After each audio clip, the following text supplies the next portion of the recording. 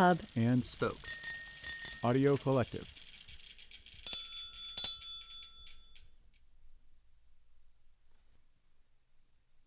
This is The Lonely Palette, the podcast that returns art history to the masses one object at a time. I'm Tamara Vishai.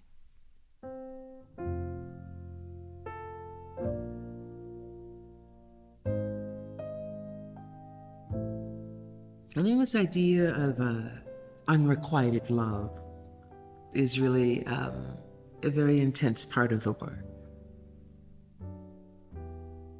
And so I'm always questioning what has been left in and what has been left out. And so then how to reframe, how to reposition, and how to insert for the first time a body that has not often been there, or to pull forward a body that rests in the background. This historical body has not been, for the most part, the subject of these great painters. It is not a part of their imagination, it is not a part of their fantasy. But of course, art has a great deal to do with imagining the unimaginable. So I exist outside of their fantasy. I'm not a part of that. And so I have to make my own. I have to make my own way and build the kinds of images that I think need to be built in relationship to some of the greatest artists that I know. That I have to wrestle with these ideas, and that I have to build images that don't exist in any other way or have not been made yet by anybody else. That I am responsible, in other words, for my own construction, for my own making, for my own cultural production. That I can't rely on these artists as much as I love these artists. And that they have disappointed me greatly. As much as I love them, I revere them, I'm also very, very disappointed in their engagement of the historical body of the Black self, of the Black body, of the Black imagination.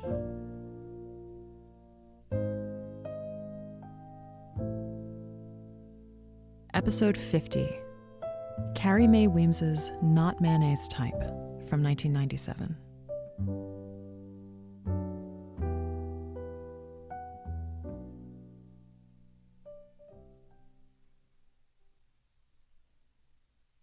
Here's a fairly obvious piece of advice.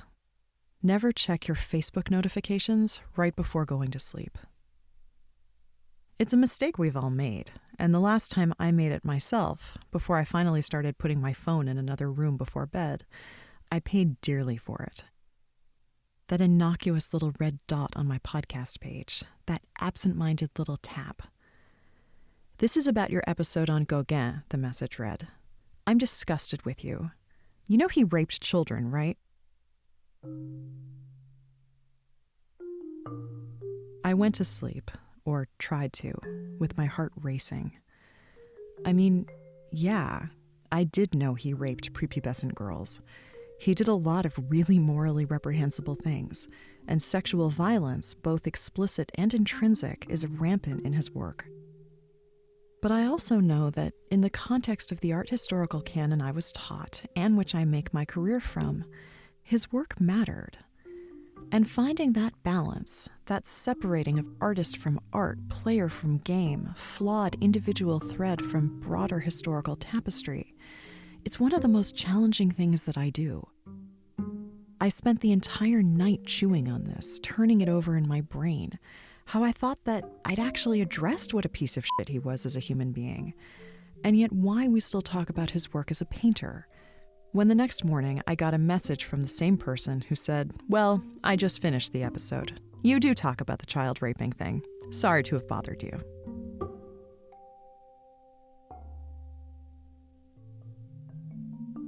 I mean, okay. Let that be a lesson to everyone to actually finish the episode or the article or any piece of criticism before depriving the writer of a night of sleep. But I wrote back to her immediately saying, no, wait, thank you for bothering me. Because I am genuinely bothered. I want to hide behind the excuse that the reason I didn't think twice about writing an episode on Gauguin is because he's a brick in the wall of the canon that I was taught, as though art history itself is a castle already built, and it's my job to offer tours. I never thought of myself as a bricklayer, and certainly not a brick smasher of a Eurocentric patriarchy or anything else. I didn't look down at my own 2 feet and consider my own responsibility when it comes to where the art history that I was taught goes from this point onwards. That's the thing about heard and unheard voices, I wrote back, furiously tapping the keys.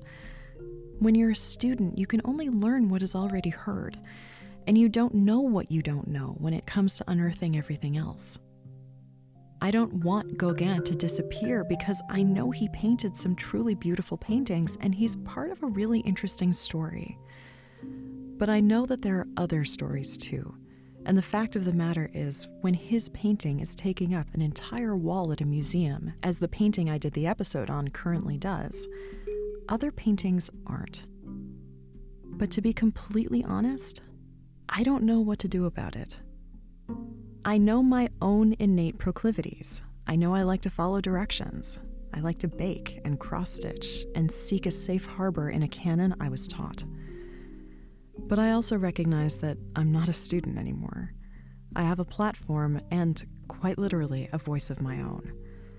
And that means looking critically at everything, including both what I was taught and what I wasn't.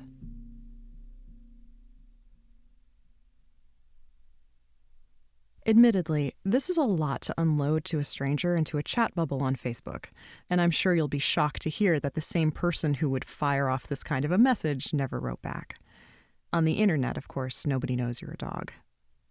But obnoxious though her tactics may have been, I'm grateful for her.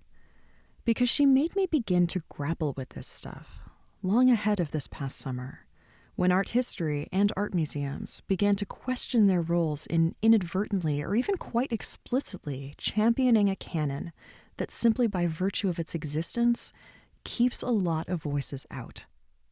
It was a much-needed push out of the castle, over the moat, down a long, less-traveled path peppered with houses of all shapes and sizes, and into one of them, where the photographer Carrie Mae Weems is sitting at her kitchen table, looking up at me as though to ask, well, what took you so long?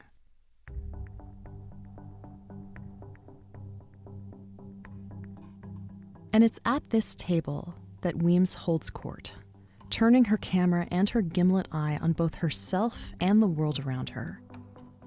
Weems was born in Portland, Oregon in 1953, and has spent her career not only as a trained artist, but also as a union and community organizer, with an emphasis on social activism and, in her work, tremendously nuanced storytelling and probing self-examination. She is often her own model, but her photos of herself are rarely self-portraits. Instead, her body plays different roles, like a dress form waiting to be clothed. She then integrates these roles into the world around her, with the explicit aim of recalibrating and challenging our assumptions about Black women in art. And you would think that an undertaking this mighty wouldn't result in work that's so quiet, so normal. But this is what we see when we look at Weems's work. Normalcy. Girls with flowers braided into their hair lying in the summer grass. A family's galaxy orbiting around the kitchen table. A marriage's entire conversation embedded in a caught glance. The graceful curves of a woman's shoulder blades. The documentation of beautiful, ephemeral emotional complexity of the human experience. And it makes us ask ourselves, well, what did we expect? Did we really think Black girls and women, marriages and kitchen tables would photograph so differently? Why does the depiction of Black complexity feel so revolutionary?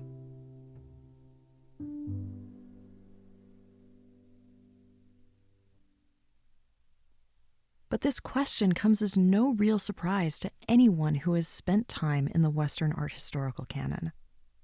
Weems's work does feel revolutionary, because, by and large, there's not a lot of interest in the complexity of the Black experience in our college art history textbooks, and certainly not before the middle of the 20th century. To be sure, there are depictions of Black men and women, more women than men, of course, because, art. but they're few and far between, and almost entirely relegated to a supporting role, where their skin tone is used explicitly as a shorthand or metaphor.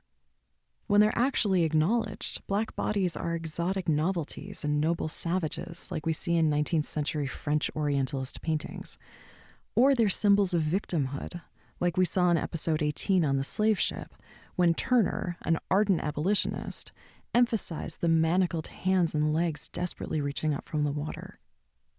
But even these examples are a rare focusing of the narrative lens, because the truth is that usually black figures are not acknowledged at all. Instead, they're so often presented as a means of contrast, the darkness that illuminates lightness. They quite literally make the whites whiter, with all the material and moral purity implied. And there are many, many examples of this. A black body in a European painting makes the conquerors appear more powerful, makes soft skin appear softer, makes the rich appear richer. A slave tenderly washes her mistress's creamy back in Jean-Léon Gérôme's The Bath from around 1880.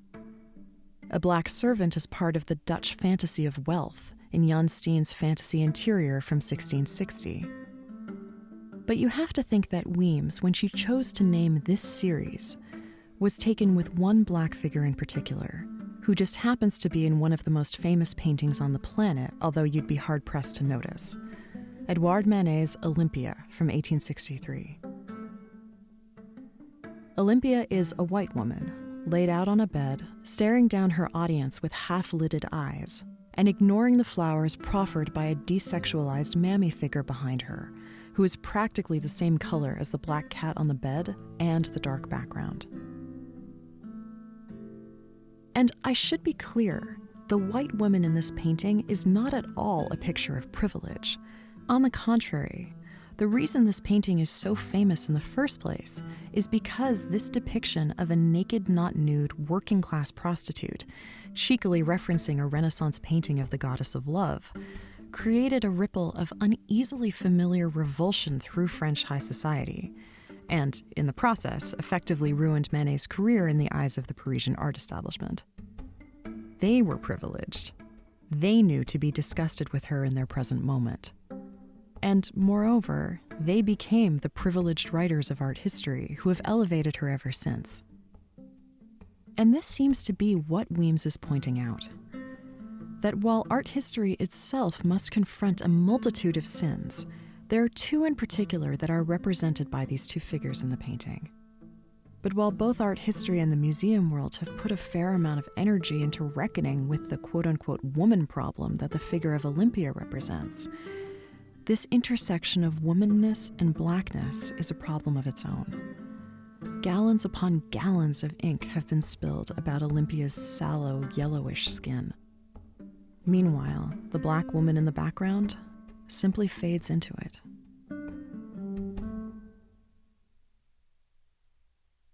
From a technical perspective, this is not exactly an accident. Olympia is a perhaps inadvertent but prominent example of how technique has served to erase black figures from fine art. Western imagery was optimized for Caucasian skin, from dark 17th century Dutch backgrounds to the popularization of photography in the 19th century. And not only was art ill-equipped to allow for darker skin tones to visually resonate in the same way as lighter skin, but it seemed to have little interest in figuring it out. For example, any photography historian would be familiar with the Shirley card, a 4x6-inch photo card of an ivory-skinned brunette who happened to be Shirley Page, a company model. The card was created by Kodak and disseminated to photo labs in the 1950s as a gold standard to make sure that the equipment and lighting was properly set up. In other words, if your subject's skin looks like Shirley's, the photo was processed correctly. Yet the inadvertent consequence of this clueless little card, which updated its models but never its nickname, let alone its skin tones, was that it set a gold standard for ideal beauty in photography as well, and left both amateur and professional photographers who wanted to capture darker skin scratching their heads, attempting to figure out the technical manipulation of light and contrast all on their own. And it makes you look at their photography differently as a result. Take, for example, the famous Robert Frank photograph, Charleston, South Carolina, from 1955. It's an image of a black nanny holding a white baby on a city sidewalk, a hugely recognizable photo purely for its delicate, enigmatic, and even cynical social implications. But you come to realize that these are reinforced by the photo's processing. It's so overexposed that the background is all but blown out. The baby is as white as snow. And you see that this is technically necessary to bring out the many nuanced dark tones of the nanny's face and hair. So much of this photo's detail is sacrificed in order to give this woman her full tonal spectrum. And this also feels metaphorical, and it makes you appreciate all the more how much history, both willful and accidental, is embedded in the revolutionary act of capturing a black figure on film, from photography to video, from Charleston to Minneapolis.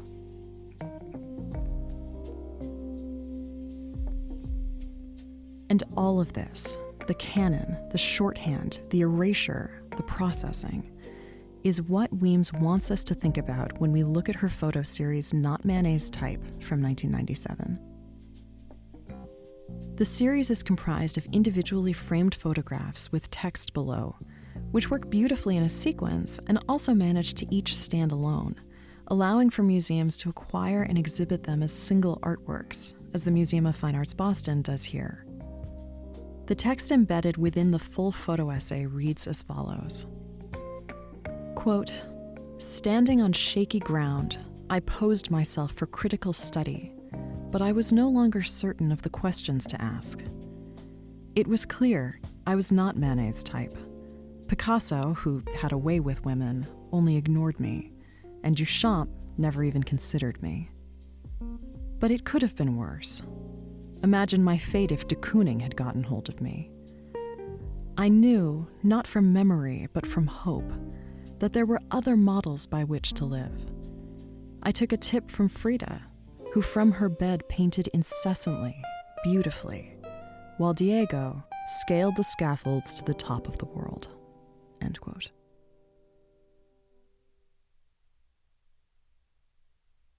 We're again confronted with the same Weemsian juxtaposition of mighty undertaking and quiet dignity, which here are represented by the text on the one hand and the imagery on the other. These words feel at once embedded with the exquisite hurt of rejection and a revolutionary rejection of the status quo. That is, the entire art historical canon we've just talked about, and embodied by its most famous players, Picasso, Duchamp, Manet. We're hearing the story of a muse who's been cast aside, the insult atop the injury of being a muse in the first place, the frustration of being both overlooked at and overlooked.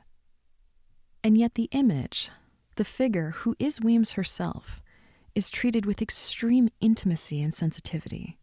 She is beautifully captured in a series of geometric framing devices, a circular mirror within the square frame, a fish-eyed peephole into her private space, and presented so gently, her contours and contrasts treated with such loving care, it's almost as if the artist is saying to the muse, who in this case are one, well, maybe Manet did overlook you, but he was wrong to, and I won't.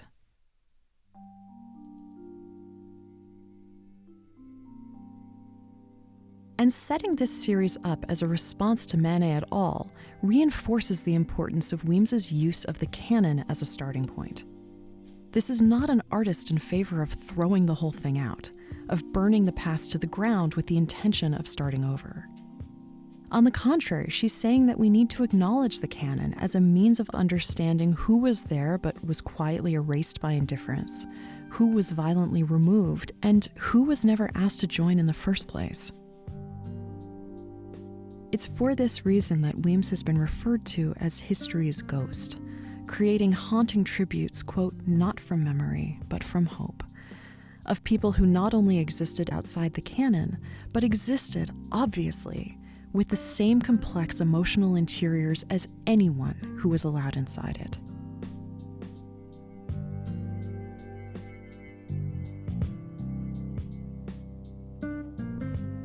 Of course, she's not the only artist who invokes the canon as something to grapple with, to destabilize.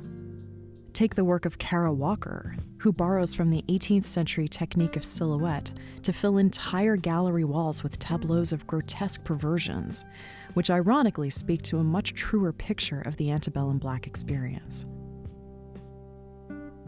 Or take Robert Colescott, who is cited as an influence for Walker and whom Weems sometimes collaborated with, and whose stated mission was to quote-unquote interject Blacks into art history.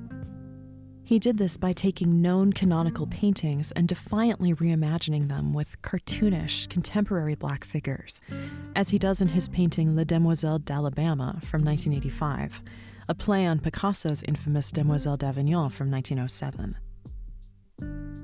Both Walker and Colescott are just two fiery examples of so many artists who call out the canon for its destructive oversimplification of Black life, for its dehumanizing sins of omission. But while Weems's message is no less explicit, her avenue is less explosive. She also explores opportunities to interject Blacks into art history, but perhaps with a greater affection for art history itself, for its deeper layers that are poignant and universal. For example, she embraces a bucolic calm of an impressionist landscape in her series Maydays from 2004, photos of flower-strewn and elegant Black girls, and in doing so she invites them back into the narrative, not to rage against their omission, but to show that they too are entitled to the same moodiness and joy as any impressionist subject matter. To this end, Not Manet's Type is not so much an indictment of Manet, Picasso, and Duchamp, but rather, as she said at the top of the episode, an expression of disappointment in them, in what they chose to overlook in their desire to explore and even exploit cultures foreign to them without truly understanding them, because they were too busy scaling scaffolds to the top of the world, like Diego. And she's disappointed, too, in the art historians who declared them geniuses for it. Where does that leave everyone else? After all, we know so much about Picasso. We could talk all day about his Rose period, about his way with women that we know so little about, and particularly his way of putting African masks on them and mining his own erotic response to this manufactured exoticism. We did, in fact, talk about him in episode 34. So let's not talk about him now. Let's instead talk about the woman in this photograph and the story that Weems gives her this space to tell.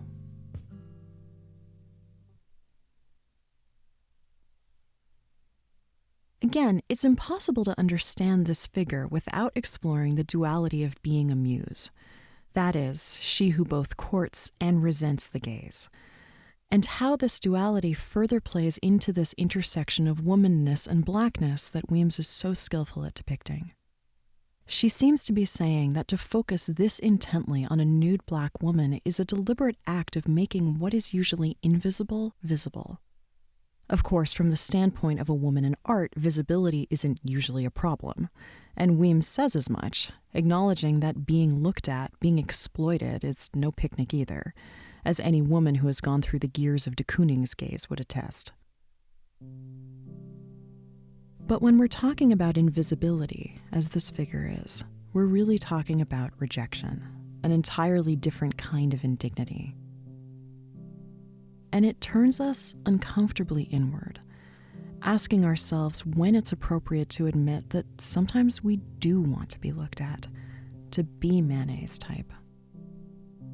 We want to be seen as sexual, desirable human beings.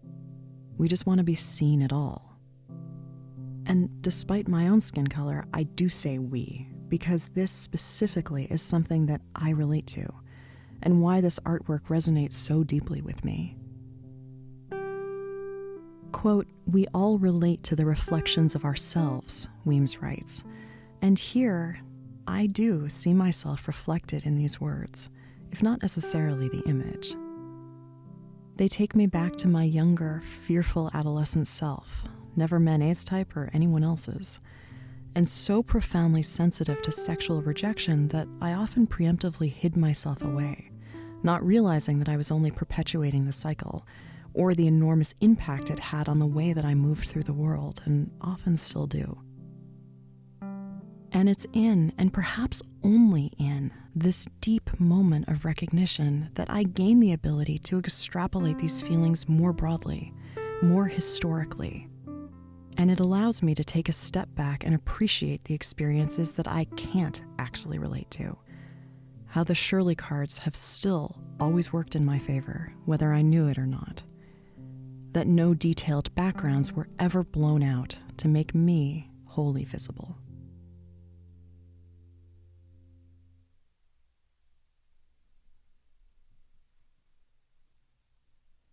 A decade later, Weems followed Not Manet's type with another exploration of the canon, but this time she focused on the role played by art museums.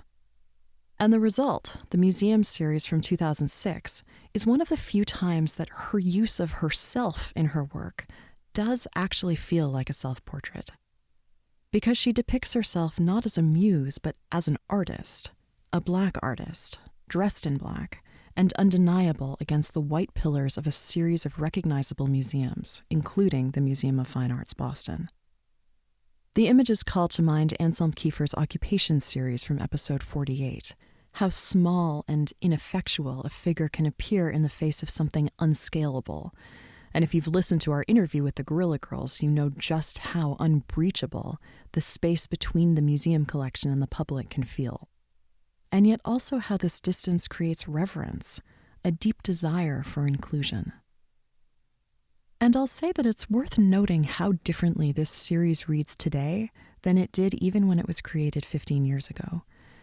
A crack of light in this dark cultural moment that we're currently in is that museums are trying incredibly hard to attempt a long overdue correction of the lack of representation of Black artists in their collections, of not taking Black audiences into account.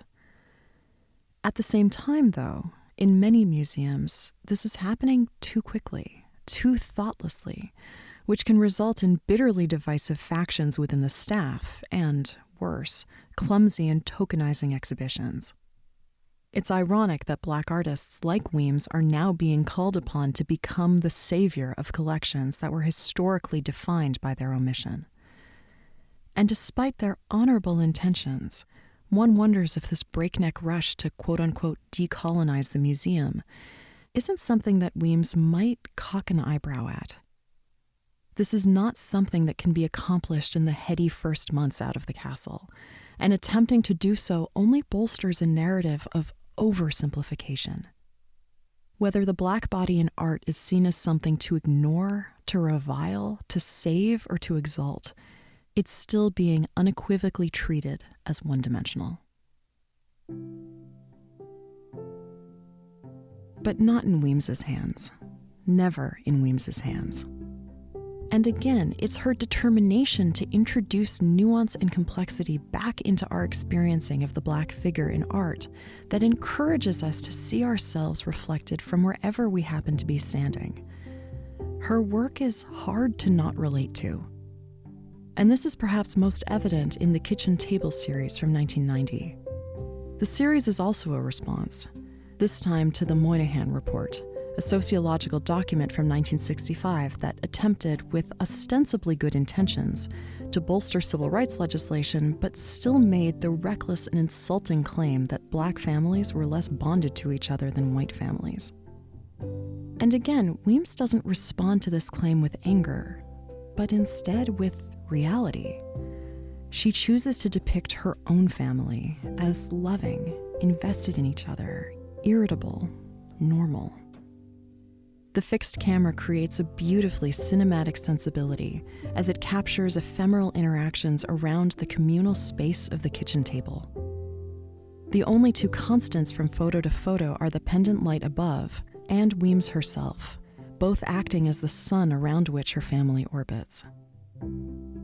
It's breathtaking in its evocative narrative beauty, and particularly in how Weems captures herself. Only an artist so well-versed in role-playing could so poignantly capture the myriad roles of a woman at home, mother and muse, wife and friend, desired and overlooked. And if you see yourself reflected in these images, or any of Weems's images, which you will, it shouldn't surprise you. Let yourself be seen, or reflected, or unsettled, or yes, even bothered. But take the extended hand. Engage with the work, explore your response, find the warmth, the familiarity in this reciprocity, this exchange. Maybe this is how a historical canon stained by omission can expand and look forward into the future, not with memory, but with hope.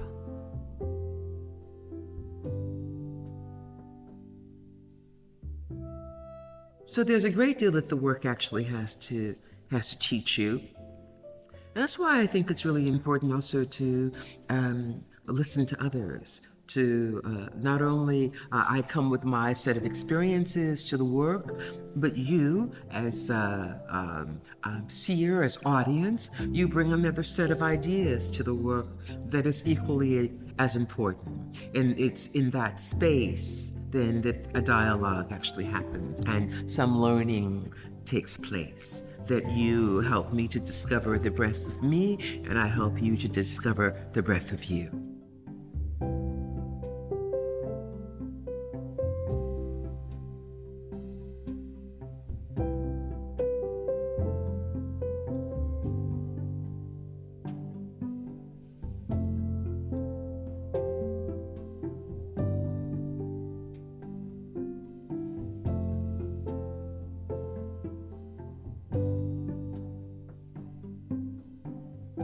For more information, past episodes, and all the images, go to thelonelypalette.com, where you can subscribe to our mostly bi-weekly newsletter on the state of the art world. Follow us on Twitter @LonelyPalette and on Instagram @TheLonelyPalette, or like us on Facebook, and get the show out into more ears by leaving us a rating and a review on Apple Podcasts.